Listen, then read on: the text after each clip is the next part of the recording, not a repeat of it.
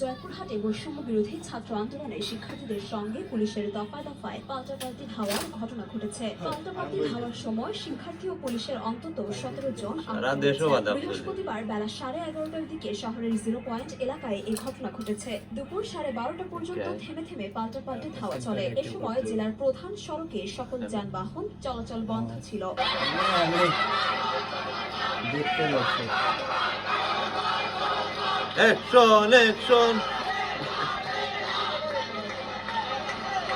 Police প্রত্যক্ষদর্শী আন্দোলনকারী শিক্ষার্থীদের সূত্রে জানা গেছে, বিভিন্ন শিক্ষা প্রতিষ্ঠানের কয়েকশো শিক্ষার্থী সকাল 10টার দিকে শহরের রামদেও বাজরা সরকারি উচ্চ বিদ্যালয়ে জড়ো হন। 10টার দিকে তারা সড়কে নেমে পড়েন। সেখান থেকে শিক্ষার্থীরা প্রধান সড়ক হয়ে পুলিশ সুপারের কার্যালয় মোড় এলাকার সড়কে গিয়ে অবস্থান নেন। এদিকে তাদের বিপরীতে অবস্থান নেয় পুলিশ।